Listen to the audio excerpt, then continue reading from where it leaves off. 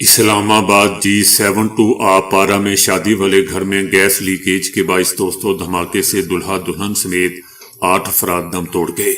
دھماکے کے نتیجے میں عمارت گر گئی جس کے ملبے تلے دب افراد کو نکالنے کے لیے ریسکیو آپریشن کیا گیا۔ دھماکے کے نتیجے میں 4 گھر بھی متاثر ہوئے۔ صبح 7:20 پر یہ واقعہ ہوا۔ اب تک 8 اموات ہو چکی ہیں، 12 افراد زخمی بھی ہیں۔ زخمیوں میں سے کسی کی جان کی خطرے میں نہیں ہے۔ چیئرمین CDA کا کہنا ہے کہ دھماکہ گیس لیکیج کے باعث پیش آیا۔ سردیوں میں اس قسم کے واقعات ہوتے ہیں۔ شہریوں سے درخواست ہے کہ رات کے وقت گیس استعمال نہ کریں۔ طالبان کے زیر اقتدار افغانستان میں خواتین کو درپیش صنفی امتیاز کے خلاف افغان خواتین نے عالمی سطح پر آواز بلند کرنے کا فیصلہ کر لیا ہے۔ افغان میڈیا کا کہنا ہے کہ خواتین کی ایک مشاورتی تنظیم نے 8 ہفتوں پر مشتمل بین الاقوامی مہم اب صنفی امتیاز ختم کرنے کا آغاز کر دیا ہے۔ اس مہم کا مقصد عالمی برادری کی توجہ افغانستان میں خواتین اور لڑکیوں کو درپیش سنگین انسانی حقوق کی خلاف ورزیوں کی جانب مبذول کروانا ہے۔ تنظیم کا کہنا ہے کہ طالبان حکومت کے تحت خواتین کو عوامی زندگی سے مکمل طور پر خارج کر دیا گیا ہے، جبکہ لڑکیوں کو تعلیم کے بنیادی حق سے بھی محروم رکھا جا رہا ہے، جس سے ایک پوری نسل کے مستقبل کو شدید خطرات لاحق ہیں۔ افغان میڈیا نے برطانوی پارلیمنٹ کے ایک بیان کا حوالہ دیتے ہوئے رپورٹ کیا ہے کہ افغان خواتین اور لڑکیاں اس وقت ایک تباہ کن صورتحال کا سامنا کر رہی ہیں، جس پر عالمی سطح پر فوری توجہ کی ضرورت ہے۔ اقوام متحدہ کا بھی کہنا ہے کہ افغانستان میں اب تقریباً 22 لاکھ لڑکیاں اسکول جانے سے محروم ہیں، جبکہ ہر 10 میں سے 8 لڑکیاں تعلیم، تربیت اور روزگار کے حق سے محروم ہیں۔ طالبان کے زیر اقتدار علاقوں میں خواتین کو سر عام کوڑے مارنے کے واقعات میں اضافہ ہوا ہے، جس پر انسانی حقوق کی تنظیموں نے شدید تشویش کی ہے۔ انڈونیشیا کے تلاؤ جزیرے کے قریب 6.8 شدت کا زلزلہ ریکارڈ کیا گیا ہے، جس کے باعث علاقے میں خوف و ہراس پھیل گیا۔ German research centre for geosciences نے بتایا ہے کہ زلزلہ تلاؤ جزائر کے ساحلی علاقے میں آیا، جس کی گہرائی 77 کلومیٹر ریکارڈ کی گئی۔ دوسری جانب دوستوں، انڈونیشیا کے زلزلہ پیما مرکز نے زلزلے کی شدت 7.1 بتائی ہے، جبکہ اس کی گہرائی 17 کلومیٹر تھی۔ ادارے کے مطابق زلزلے کے بعد سونامی کا کوئی خطرہ نہیں ہے۔ زلزلے کے جھٹکے قریبی علاقوں میں بھی محسوس کیے گئے، جس کے باعث لوگ گھروں اور عمارتوں سے باہر نکل آئے، تاہم اب تک کسی جانی یا مالی نقصان کی اطلاعات موصول نہیں ہوئیں۔ حکومت کا کہنا ہے کہ صورتحال پر نظر رکھی ہوئی ہے۔ برطانوی میڈیا نے ایک ایسا دھماکہ خیز دوستوں دعویٰ کر دیا ہے جس نے عالمی سیاست میں ہلچل مچا دی ہے۔ صدر ٹرمپ نے امریکی فوج کے جوائنٹ اسپیشل آپریشنز کمانڈر کو گرین لینڈ پر ممکنہ فوجی کارروائی اور قبضے کا خفیہ منصوبہ تیار کرنے کی ہدایت کر دی ہے۔ ٹرمپ انتظامیہ کے سخت گیر حلقے، جن کی قیادت سٹیفن ملر کر رہے ہیں، حالیہ خفیہ آپریشن کی کامیابی کے بعد اس قدر پرجوش ہیں کہ گرین لینڈ کے اس جزیرے کو بھی طاقت کے ذریعے امریکی اثر و رسوخ میں لانے کا خواب دیکھ رہے ہیں۔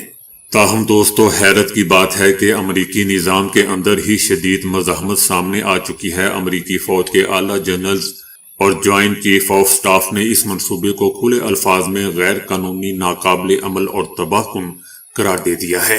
عسکری قیادت کا موقف ہے کہ نہ تو کانگریس اس کی اجازت دے گی اور نہ ہی نیٹو اس کے نتائج برداشت کر سکے گا۔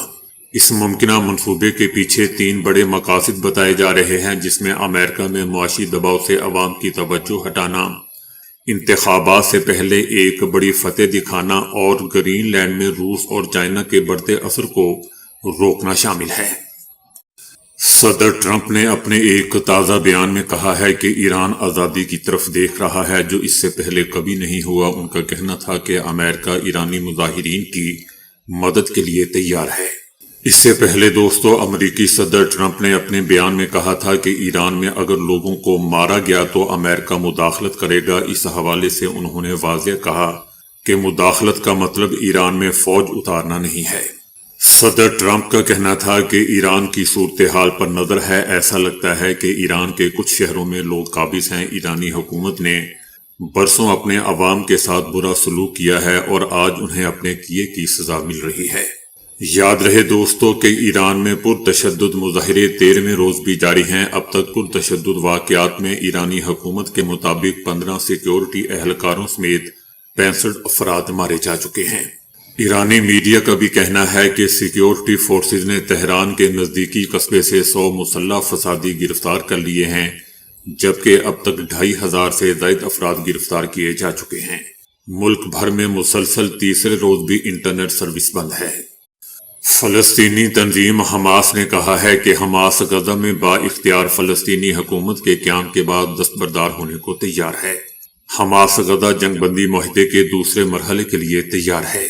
حماس کا کہنا ہے کہ سلامتی کونسل کی منظوری کے بعد غزہ جنگ بندی معاہدہ بین الاقوامی منصوبہ بن چکا ہے اور غزہ جنگ بندی معاہدے کو اب رکاوٹوں کا سامنا ہے۔ حماس کا یہ بھی کہنا تھا کہ اسرائیلی وزیر اعظم نیتن یاہو اپنے وعدوں سے مکر رہے ہیں۔ جنگ بندی کے اعلان کے بعد سے اسرائیلی حملوں میں سینکڑوں شہادتیں ہو چکی ہیں۔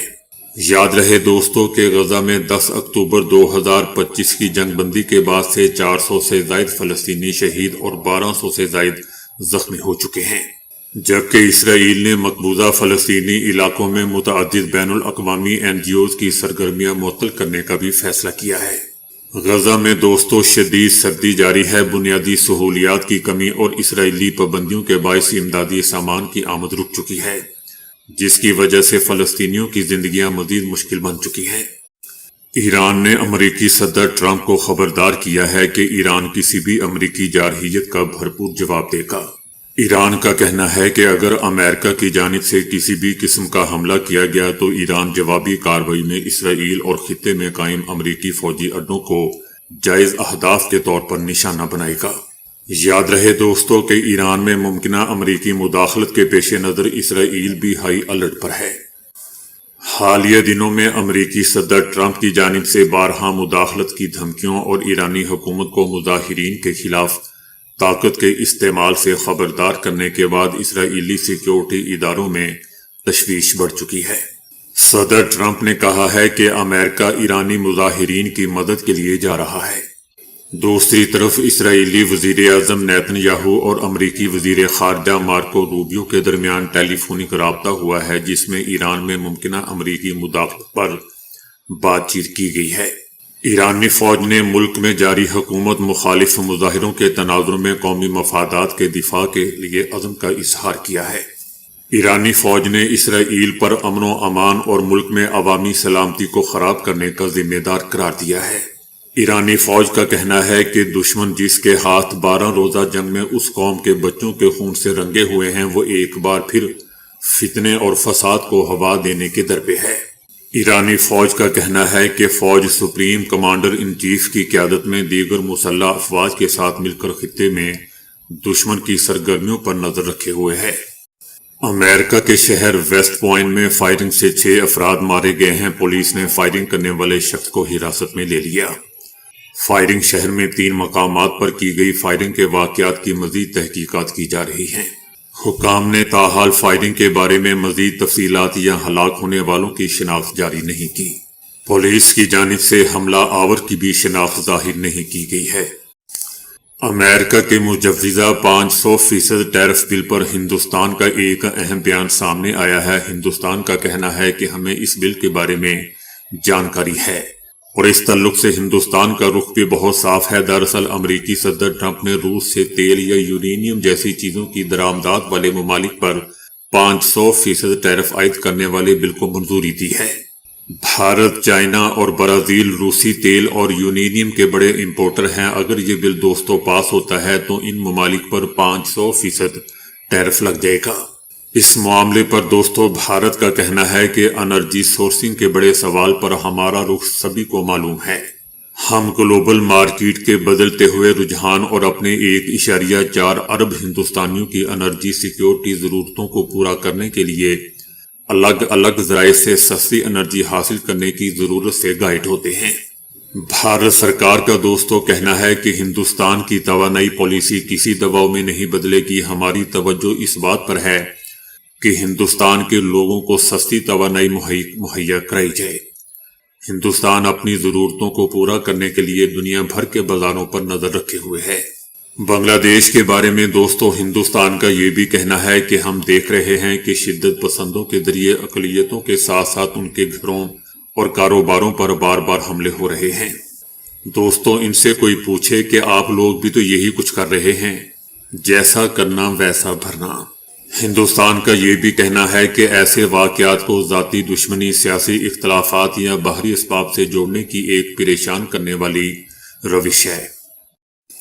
ایران کے اٹارنی جنرل محمد مہدی آزاد نے ملک بھر میں جاری حکومت مخالف احتجاج میں حصہ لینے والوں کے لیے سخت انتباہ جاری کر دیا ہے۔ اٹارنی جنرل کی جانب سے جاری بیان میں کہا گیا ہے کہ احتجاج میں شریک ہر شخص اللہ کا دشمن ہے۔ ایرانی ریاستی ٹیلی ویژن پر نشر کیے گئے اپنے بیان میں انہوں نے خبردار کیا کہ ایرانی قانون میں دشمنان خدا کو سزائے موت تک لے جانے والی سنگین دفعات شامل ہیں۔ اٹارنی جنرل کا مزید کہنا تھا کہ صرف مظاہروں میں حصہ لینے والے ہی نہیں بلکہ فسادیوں کی مدد کرنے والے بھی اسی الزام کے تحت مقدمات کا سامنا کریں گے۔ ان کا کہنا تھا کہ استغاثہ جلد از جلد بغیر کسی نرمی کے مقدمات درج کریں، مقدمے کو ثابت کرنے اور فیصلہ کن کارروائی کے لیے تیار ہو جائیں۔ دوستو، یاد رہے کہ ایران میں ہزاروں افراد سڑکوں پر نکل آئے ہیں اور احتجاج کا یہ سلسلہ ہر گزرتے دن کے ساتھ ساتھ ایک شہر سے دوسرے شہر میں پھیلتا جا رہا ہے۔ ایرانی سپریم لیڈر آیت اللہ خامنائی نے بھی مظاہرین کو ملک دشمن عناصر قرار دیتے ہوئے طاقت کے استعمال کی حمایت کر دی ہے، جبکہ ایرانی چیف جسٹس نے بھی کہا ہے کہ مظاہرین کے خلاف قانونی کارروائی میں نرمی نہیں برتی جائے گی۔ ترکیہ نے اسرائیل کو ایران کی داخلی کشیدگی سے فائدہ اٹھانے پر خبردار کر دیا ہے۔ ترکیہ کا کہنا تھا کہ ایران کی داخلی کشیدگی سے فائدہ اٹھانے کی اسرائیلی کوششیں ناکام ہوں گی۔ ایران میں احتجاجی مظاہروں کو ایران کے حریف استعمال کر رہے ہیں۔ اسرائیل بھی ایران کی صورتحال کو فائدہ اٹھانے کی کوشش کر رہا ہے۔ ترکیہ کا کہنا ہے کہ ایران میں حالیہ احتجاجی مظاہرے پہلے ہونے والے احتجاج سے مختلف ہیں۔ ایران کے حالیہ احتجاجی مظاہرے کافی محدود پیمانے پر ہیں۔ ایرانی مظاہروں سے اسرائیل جو توقع کر رہا ہے وہ پوری نہیں ہوگی۔ ایرانی عوام کو معلوم ہے کہ کس حد تک رد عمل دینا ہے۔ ترکی کا دوستو یہ بھی کہنا ہے کہ اسرائیل غزہ جنگ بندی معاہدے کے اگلے مرحلے میں رکاوٹیں ڈال رہا ہے۔ غزہ میں انسانی امداد اور تعمیر نو میں کردار ادا کرنے کے لیے ہم بالکل تیار بیٹھے ہیں۔